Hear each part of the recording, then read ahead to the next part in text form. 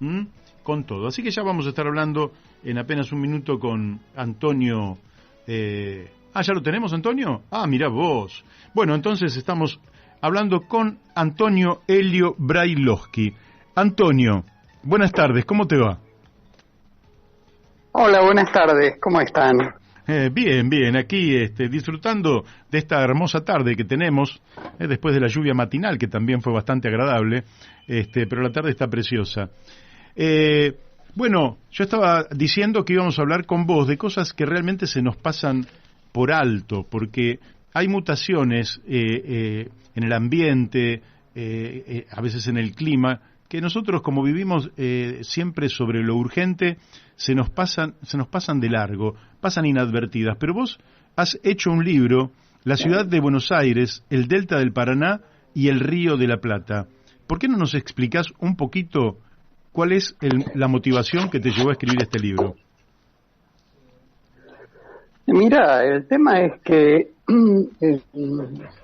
fue a pedido de la Defensoría del Pueblo de la Ciudad de Buenos Aires, donde el tema es que la gente tiene una idea de que la Ciudad de Buenos Aires es una cosa, que el Delta del Paraná está más o menos lejos y que uno llega en tren y que son paisajes y sitios distintos. Y en realidad estamos hablando del mismo lugar. Uh-huh. La ciudad de Buenos Aires ha avanzado sobre el Río de la Plata una cantidad de kilómetros cuadrados. A partir de su fundación hay puntos en los cuales el avance de la ciudad está a 3 kilómetros de lo que era la costa inicial. Y al mismo tiempo el delta del Paraná avanza hacia Buenos Aires. Cuando, digamos, los testimonios de los mapas del siglo XIX mostraban que el delta no llegaba hasta la actual ciudad de Tigre, estaba bastante más arriba. De modo que lo que tenemos es un conjunto de islas que van sedimentando y formándose sobre el Río de la Plata hacia Buenos Aires, y al mismo tiempo una Buenos Aires cuya costa va ampliándose cada vez más hacia el río. Entonces es cuestión de tiempo que estos espacios se junten, y lo que sería sensato es pensar en una gestión racional y conjunta de este espacio, que es un paisaje cultural único y admirable. Ahora, eso da la impresión de que esta información que vos transmitís, a mí por lo menos me genera placer, me genera bienestar. Me da la impresión de que ese corrimiento del delta hacia el frente de la ciudad de Buenos Aires podría generar un paisaje realmente hermoso si se lo sabe aprovechar. Solamente si se lo sabe aprovechar, porque tengamos en cuenta que la única forma que tiene la ciudad de Buenos Aires de disponer todos los contaminantes, las excretas, las cloacas, es tirarlas al río. Ahora, una cosa es tirar cloacas y residuos industriales a un río ancho como el Río de la Plata, y otra cosa es tirarlos a un río estrecho, taponado por las islas que están ahí, los pantanos. De modo que depende de cómo se gestione. De todos modos, el proceso es irreversible, lo que requiere que una política que no piense en el día de hoy o esta semana empiece a pensar cómo se gestiona ese área. Claro. Y cómo se gestiona con la intervención de las distintas instituciones, los distintos actores sociales, etcétera, etcétera, ¿no? Antonio, para la gente que puede ser incrédula, vos decís que Buenos Aires tiene una costa móvil, ¿no? Que avanza sobre el río. Y vos decís cosas que realmente para mí, que soy un tipo que nació en Buenos Aires, aunque vivo en el Gran Buenos Aires, pero vos decís que sobre ese avance del río se construyó la terminal de Retiro, el aeroparque, Puerto Madero, el Correo Central. Es tremendo lo que decís, yo no lo sabía. La costa de Buenos Aires, la costa que encontró Juan de Garay cuando fundó la ciudad, Ajá. estaba delimitada por una barranca que empieza en Parque Lezama, continúa en Paseo Colón, Plaza de Mayo, Leandro Alem, Plaza San Martín, Plaza Barrancas de Belgrano, etcétera, etcétera, y termina un poco más allá de la Catedral de San Isidro. Esa barranca que nosotros vemos ahora, que forma parte del paisaje urbano, era el lugar al que llegaba el agua Ah, amigo. cuando se fundó la ciudad de Buenos Aires. Entonces, todo lo que está por debajo de esa barranca, el Correo Central, ahora Centro Cultural Kirchner, la aduana, Puerto Madero, etcétera, etcétera, todo lo que está más abajo es terreno ganado al río, entre comillas, porque en realidad es terreno que el río fue, en el que el río fue depositando sedimentos. Claro, Y simplemente el río armó una playa muy ancha y después ya se ocupó. claro. Después viene el negocio, porque... Sí, exactamente. Ahora, el tema es, cualquier cambio natural genera oportunidades de negocios y problemas ambientales. Ujú. Se pensó solamente en las oportunidades de negocios. Sí, claro. Siempre prevalecen los negocios. Ahora, esto genera realmente una oportunidad brillante. De los sedimentos de los que estamos hablando, ¿son todos sedimentos naturales? Son sedimentos del río Paraná, que viene arrastrando el Paraná, que en un proceso que es el que formó el delta del Paraná, que fue formándose a lo largo de siglos, y por supuesto acelerado por la erosión que provoca el modelo sojero. Claro. O sea, en la medida en que hay un manejo más irresponsable del campo en toda la cuenca del Paraná, bueno, esto significa que hay más sedimentos que van a parar al río, que van a ampliar las islas del delta y que van depositándose frente a Buenos Aires. Aquí un oyente te quiere hacer una pregunta y me la manda, ya te la digo. Sí, ¿Cómo impacta el dragado más profundo y ancho del río Paraná sobre el delta?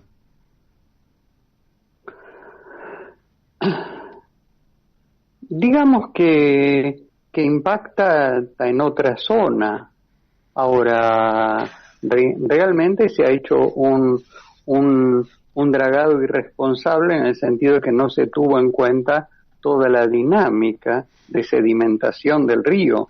Se pensó solo en un lugarcito, pero, por ejemplo, hay una zona que es el canal costanero, que es el área que usa la navegación deportiva cerca del borde del río, digamos de San Isidro hasta el puerto de Buenos Aires.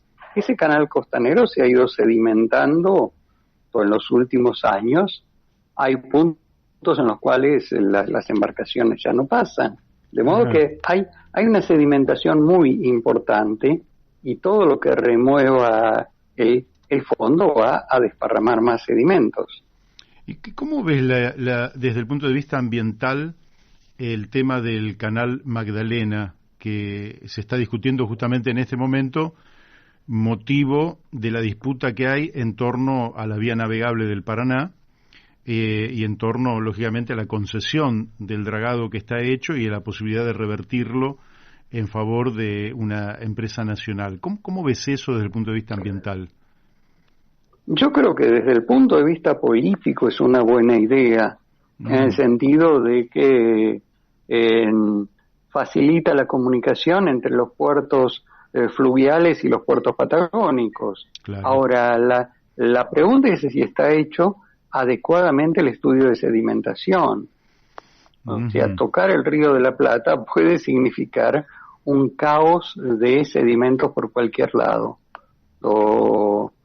No he visto estudios convincentes de que el canal Magdalena vaya a durar mucho tiempo.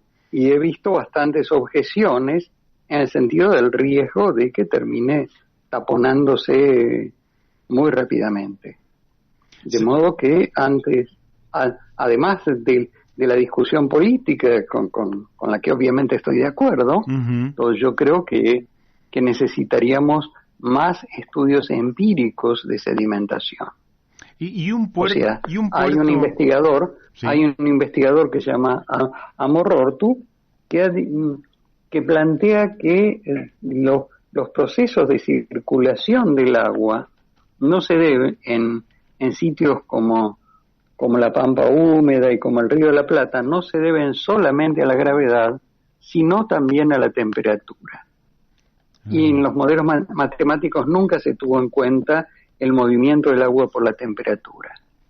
Entonces son modelos teóricos que hay que convalidar. ¿Funciona? ¿No funciona? Hay que incorporar también la variable temperatura. Corremos el riesgo de hacer una enorme inversión y que se nos tapone enseguida. Pero por otra parte, la idea es suficientemente buena como para que valga la pena hacerle un estudio profundo. Claro.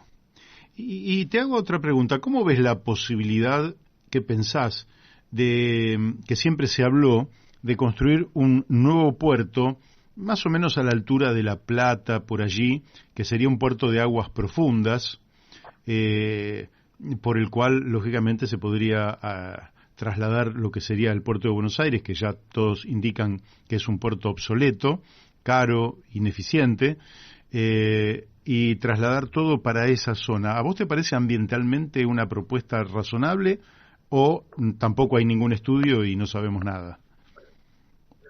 A mí me parece que el costo de hacer una infraestructura portuaria que reemplace al principal puerto de contenedores del país, esto puede ser un costo inmenso. Ajá. Entonces, tenemos un puerto con problemas, pero hacer otro puerto puede costarnos muchísimo, de modo que yo no abandonaría el puerto de Buenos Aires, sino que vería cómo paliar la situación, antes de decir, bueno, destruimos el puerto de Buenos Aires, se lo damos a la especulación privada que haga otro Puerto Madero o cosas por el estilo, pero aquí hay una inversión muy impresionante y hay proyectos de ampliación del puerto que se fueron haciendo a lo largo de los últimos años y últimas décadas con distintas gestiones, pero que implican que este puerto puede seguir actuando. Porque cuando uno habla de rentabilidad de puerto, uno dice, no tenemos que contrastar un puerto construido contra otro puerto construido, tenemos que contrastar un puerto que existe frente a una hipótesis. Claro. Donde hay que poner una fortuna impresionante y la pregunta es si vale la pena. Sí, o bueno. Si es bueno mejorar uno que tenemos con problemas antes de destruirlo. Claro. Ahora, esta sedimentación que vos decís va a seguir avanzando desde la zona de Tigre hacia Buenos Aires, ¿cómo impacta sobre la vida del puerto? Bueno, habrá que dragar más los canales de navegación. Eso no, pero de todos modos también va a afectar a cualquier puerto en La Plata. La sedimentación se mantiene mientras haya agua dulce, después con el agua salada decanta. Así que tenemos sedimentación hasta San Clemente. Hasta San Clemente hay, o sea que toma toda la zona de... Porque ahí empieza a mezclarse con el agua salada y ya hay otro ritmo. Claro. Otra dinámica de sedimentación. Qué interesante. De modo que si el problema es que sedimenta, Buenos Aires y La Plata son muy parecidos. Muy parecidos, o sea que digamos esto que yo te acabo de decir, en todo caso, si se pensara, habría que pensarlo para otro lugar, pero tampoco en otro lugar creo que se pueden hacer un puerto de aguas profundas ahí, pero bueno, en fin. El tema es el tema es, qué sé yo, hay una larga práctica argentina de hacer algo, destruirlo y empezar de cero. ¿Y qué tal si tratamos de repararlo Ajá. en vez de destruirlo? Porque, ya te digo, hay una presión inmobiliaria muy fuerte de hacer otro Puerto Madero en donde está el puerto de Buenos Aires. Ujú. Ahora, Puerto Madero no servía para nada, ya fue una inversión inútil, y bueno, entre que estuviera abandonado y hicieran algo, bueno, mejor que hicieran algo, pero Claro. Puerto Madero no es un éxito, es un fracaso de un puerto que debió haber existido activamente y que hubo que abandonar. Ahora, el puerto de Buenos Aires está activo, es el principal puerto de contenedores del país.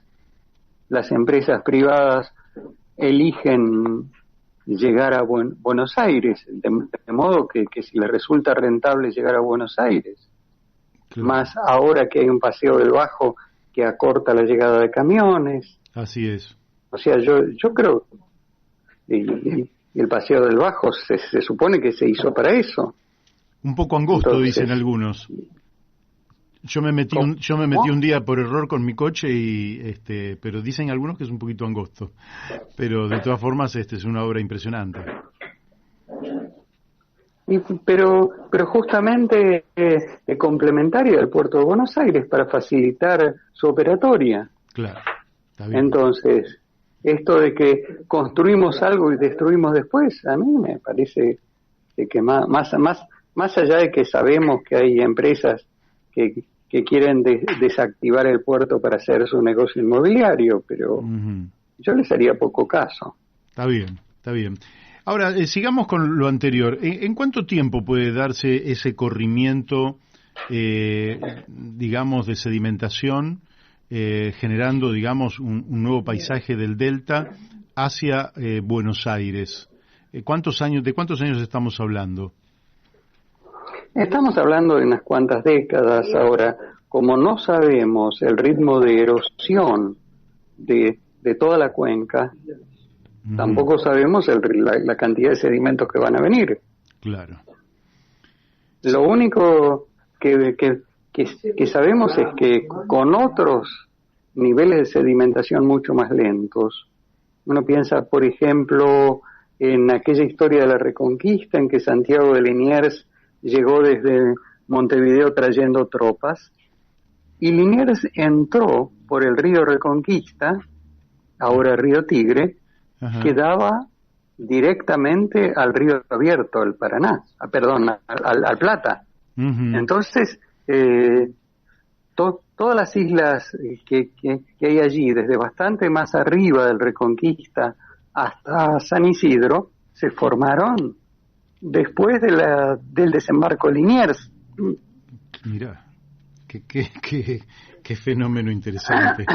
Quiere decir que no está, Entonces, Ujú. No estaría tan lejos entonces entonces. para el funcionario que dice, si no pasa durante mi gestión no me importa, hay que tranquilizarlo, no va a pasar durante tu gestión. Pero en algún momento hay que pensar en el futuro. Así es, un futuro que bueno, y cuanto más se trabaje sobre el río Paraná, más sedimentos mientras más se lo drague, mientras más se lo toque, mientras Por supuesto, más sedimentos va a traer, así que por más rápido va a supuesto, ser. todo el trabajo de dragado de la hidrovía significa que movemos sedimentos que el agua va a traer Ujú. Sí, para acá. sí. Bueno, vos hoy dirías que la Argentina, ahora me voy de los límites de tu libro, después de todo lo ocurrido, yo diría prácticamente en las últimas semanas, de los incendios, en los últimos años, etcétera, etcétera, vos dirías que el área de ambiente del gobierno nacional y de los gobiernos provinciales, ¿en qué nivel funciona? ¿Cómo calificarías ese funcionamiento de los gobiernos. Vos tenés, por ejemplo, Arcioni en Chubut, que fue un tipo que había prometido que no iba a haber minería a cielo abierto, y después, lógicamente, se dio vuelta o había ocultado sus planes reales. Y ahí tenés un caso negro, digamos, patético de una política que promete algo al pueblo y después hace lo contrario. Pero en términos generales, ¿qué es lo que ves vos respecto de la actitud de los gobiernos respecto a la defensa del ambiente? Mira, yo veo una actitud muy débil en el sentido de que todavía creen o todavía simulan creer, qué sé yo, que la prioridad es lo económico y que el ambiente debe estar subordinado a toda la producción de divisas, dólares, etcétera, etcétera. Te doy un ejemplo. Argentina tiene una ley de cambio climático que dice hay que ocuparse del cambio climático. Uh-huh. En este momento España está discutiendo una ley de cambio climático donde están poniéndole números, poniéndole cifras a la cantidad de emisiones de gases de efecto invernadero. Es decir, no es que se vayan a ocupar, es que tienen que bajar tantas toneladas de esto, tantas toneladas de lo otro, ponerle números. Esa es la diferencia entre Argentina y otros países. Aquí se declama que se van a ocupar y en otros países, mal o bien, se están ocupando. Claro. Ahora, el carbono cero al que se aspira, que algunos dicen, bueno, no es que se dejarán de consumir hidrocarburos, sino que estos se consumirán hasta donde la naturaleza esté en capacidad de reabsorber y reciclar sin que perjudique el ambiente, ¿verdad? En la Argentina se van destruyendo bosques a mansalva, de manera que se entiende que el ciclo cada vez es para peor, porque se sigue consumiendo crecientemente hidrocarburos y en definitiva quienes podrían absorber lo que son los bosques van desapareciendo. ¿Cómo se planifica esto y cómo se haría, cómo sería un plan de acá en adelante? Digamos que lo primero es, debería ser, suspender todos los proyectos que impliquen un mayor riesgo de agravar el cambio climático. Está claro que pensar que la salvación del país es hacer fracking en Vaca Muerta es obviamente un suicidio ambiental. Claro. Y ambos lados de la grieta están entusiasmadísimos con la idea de que vamos a hacernos ricos con Vaca Muerta y volver a ser Arabia Saudita y no sé qué otras pavadas. Cuando esa etapa pasó. Claro. De modo que la FARN, la Fundación Ambiente y Recursos Naturales, a los escuchas sugiero mirar la página de ellos, hicieron un análisis pormenorizado del presupuesto nacional, demostrando que por cada peso que se invierte en conservación del ambiente, se invierten muchos más en destrucción del ambiente. Claro. Sí, vamos para atrás en ese sentido. Y vuelvo Absolutamente. Y vuelvo sobre el tema bosques. Lo estaba comentando antes, porque se anuncian que se van a plantar algunos árboles, ¿verdad? Como para reconstituir. Sí, algunos millones de árboles hay que plantar, no 30.000, esto es. Claro, y es eso. Simbólico, pero bueno, planteemos, digamos, para dar una idea de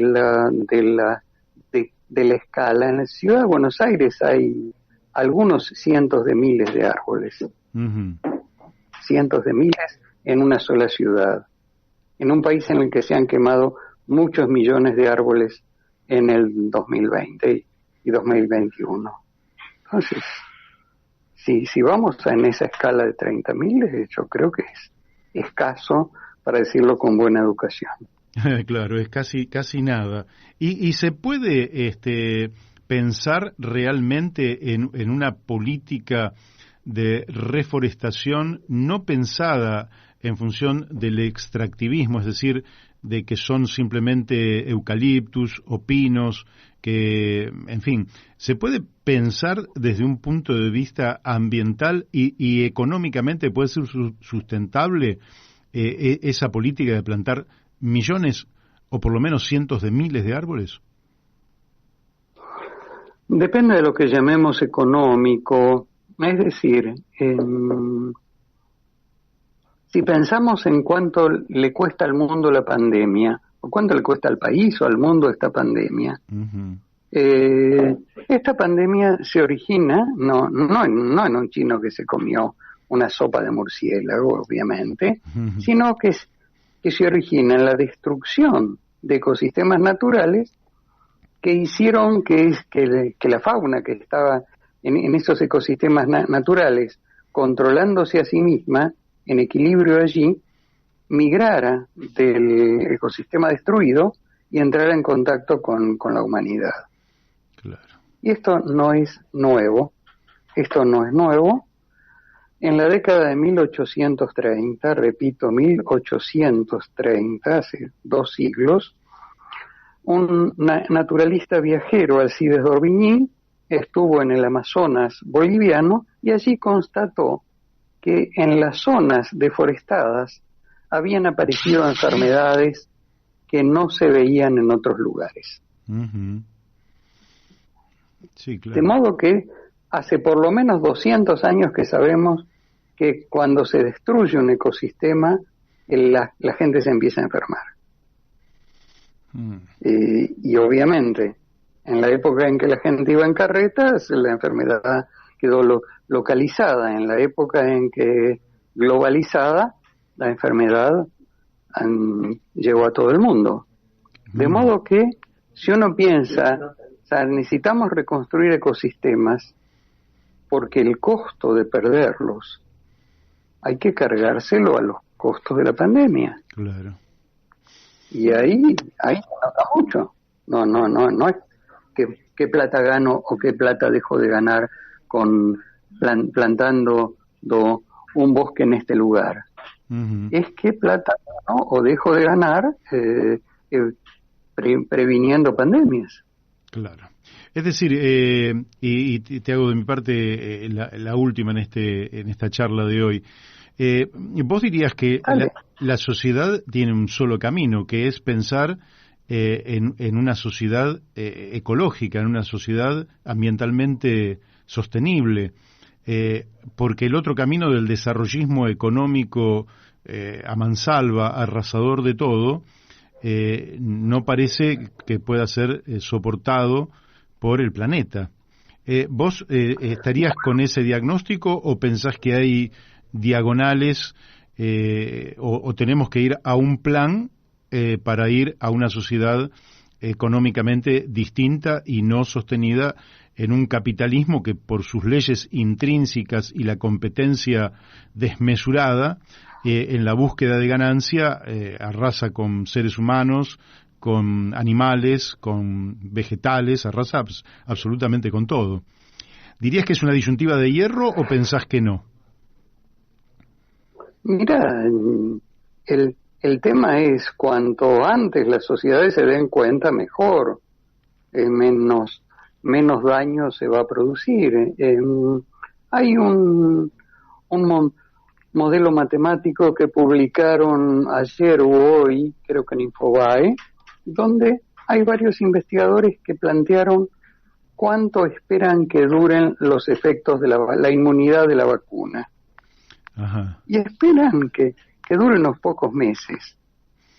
Ahora, si uno tiene en cuenta que la administración de las dosis de vacuna va mucho más lenta de lo que pensaban y dijeron, quiere decir que vamos a estar un tiempo muy prolongado como el hámster en la ruedita sin avanzar, es decir, vacunando gente que después pierde la inmunidad y que hay que volver a vacunar antes que se termine de vacunar a todo el mundo. ¿Cuánto cuesta esto? Económicamente, más allá del sufrimiento todo el daño, de la enfermedad, de las muertes, etcétera. Mm. ¿Cuánto cuesta? Y esto pasó ahora con esta pandemia y en cualquier momento llega otra. Porque además, en la medida que no se vacuna rápido, siguen apareciendo cepas nuevas, algunas de las cuales estas vacunas de inmunidad cortita tampoco van a funcionar. Entonces, no es algo que nos pase a fin del siglo XXI, es algo que nos está pasando ahora. Y estamos hablando de un único problema, el tema de la pandemia, que es el problema de moda, pero agregarle el cambio climático y agregarle lo que quieras. Sí, vamos, estamos como trabajando para nuestra propia extinción. Eso de la impresión, ¿es así o algunos dicen no, eso es un catastrofismo porque la humanidad puede acercarse al precipicio pero finalmente no se va a tirar en él? ¿Cómo lo ves eso? Y lo que pasa es que si la humanidad no ve a tiempo el precipicio y si está nublado y hay neblina, parece que no está viendo el precipicio. Claro, no está viendo. Y los pibes parece que tuvieran más intuición, porque en definitiva los más chicos son los que van a enfrentar las peores consecuencias. Sí, eso ya lo han dicho en algún tono muy fuerte a algunos políticos europeos. Le dijeron, bueno, cuando esto estalle ustedes van a estar muertos. Claro. Entonces, lo vamos a sufrir nosotros. Pero lamentablemente yo creo que esta pandemia significa que está estallando. O sea que ya que estamos. No es algo del futuro, sino o sea que ya está estallando y bueno, lo que se pueda, si esto es algo muy parecido a un naufragio, lo que se pueda para tratar de paliar el daño. Claro. Pero la vuelta a la normalidad y esas cosas es una ilusión. Porque ahora hay un virus y mañana va a haber otro y pasado va a haber otro y después otros problemas. Entonces, en algún momento hay que pensar en cómo reacomodamos esto. ¿Y ese debate sentís que se está dando en algún lugar del mundo? Porque uno, la verdad es que no siente que estos debates estén en la agenda de los principales países, ni siquiera de los nuestros, porque lo único que hacemos es, bueno, tratar de paliar la situación, pero no hay un debate sobre qué es lo que sobrevendrá a esta situación catastrófica. Mira, una cosa interesante es, yo me anoté en el servicio Google de noticias y puse post-pandemia. Que a ver que llegaran las noticias de post-pandemia, a ver qué decía alguien. Y los primeros meses de la pandemia me llegaban 20, 30, 40, 50 por día. Ahora me llegan una por semana. Amigo, ¿por qué es eso? Porque nadie se siente con capacidad de pensar la post-pandemia. Suponiendo que exista. Suponiendo que exista, quiere decir que nosotros podríamos pensar que en el futuro vamos a convivir en un contexto de amenaza permanente de virus diversos y mutaciones de estos virus que nos van a tener prácticamente en estado de alerta todo el tiempo. Mira, tenemos un solo virus y fíjate los problemas que generó. Hay varios miles de virus potencialmente pandémicos en la fauna y han aprovechado el encierro de la pandemia para destruir ecosistemas a lo loco. Sí. Y claro, no hay... Entonces, es tremendo lo que está diciendo. Yo no digo que sea irreversible, yo no digo que la humanidad se caiga al barranco y se extinga. Lo que digo es que hay que arremangarse porque es un problema cuya gravedad ha sido subestimada. ¿Notás alguna diferencia en el tratamiento que pueden hacer los países asiáticos, China, Rusia, respecto a lo que pueden hacer Europa o Estados Unidos o Brasil o nosotros? ¿Sentís que hay una cultura diferenciadora para enfrentar el mismo problema o más o menos todos estamos involucrados dentro de esta cultura dominante y no podemos tener una óptica distinta? Yo veo que hay países con baja densidad de población y ricos, estilo Finlandia, que pueden estar planteando una posición más responsable, pero en general, en las sociedades masivas, yo veo políticos que apuntan a cómo conseguimos divisas ahora. Claro. Sí, estamos condenados. ¿Qué me importa el resto? Sí, el cortoplacismo nos condena. Pero al mismo tiempo, por ejemplo, vos sentís que ese es un momento casi ideal para que el centro le diga a la periferia que condona por lo menos el 80% de sus deudas. Y esta actitud no se observa, es decir, que puede venir una situación dramática, pero los tipos no aflojan un mango, aunque sepan que son virtualmente incobrables en las condiciones actuales. Es decir, uno realmente ve a la cultura capitalista, la ve estancada en la avaricia, en la necesidad de ganancia, sin pensar realmente qué es lo que va a sobrevenir, porque en definitiva si viene la catástrofe nos va a llevar puestos a todos. Diría que podemos contar muchos ejemplos de catástrofes que están ahí adelante y que no las están viendo, pero otra vez el tema es el de una sociedad condicionada a una visión del muy corto plazo. Sí. Entonces, bueno, es el tiempo del capitalismo, la empresa, o sea, que no tiene una capacidad de reaccionar o de funcionar en términos de días o de horas, se funde, del político que no da respuestas al ritmo de la televisión pierde las elecciones y pierde el poder y bueno, están en esos tiempos. El problema es si podemos, qué pasa con los problemas que no son del corto plazo. Así es. Bueno, para tratar esos problemas siempre nos gusta mucho hablar con vos, porque te tomás una distancia y podés, por tus propios conocimientos históricos, por la propia evolución que ha tenido el ambiente, por las mutaciones que se han vivido en el pasado, también tenés una perspectiva distinta que te saca de la inmediatez y nos das verdaderamente una lección que a nosotros realmente nos parece, a mí por lo menos me parece brillante, Antonio.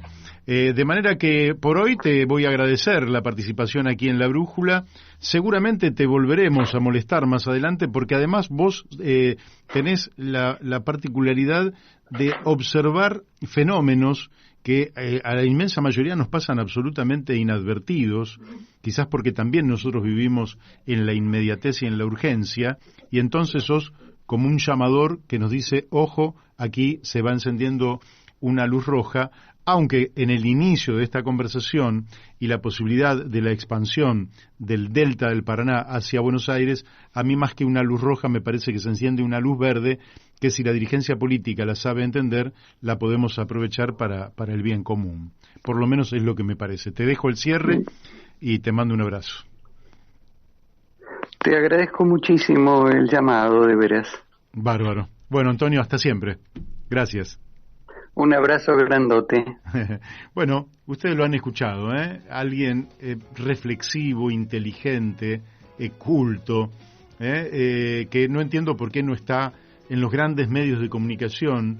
No entiendo por qué nosotros como población estamos todo el tiempo con esta cosa de que todo tiene que pasar rápido. No, yo no puedo prestar atención, yo no quiero saber, no quiero aprender, no me quiero enterar, no quiero, en lugar de reflexionar, porque la reflexión también tiene, uno la puede degustar, esta reflexión que nos acerca Antonio Brailovsky, yo por lo menos la degusto, la saboreo, me parece interesante, me parece qué lindo que alguien nos diga, mirá, acá las cosas pueden ser de una manera, pero pueden ser de otra, pueden ser trágicas, pero también pueden ser fuentes de vida, según la óptica o el camino que nosotros elijamos.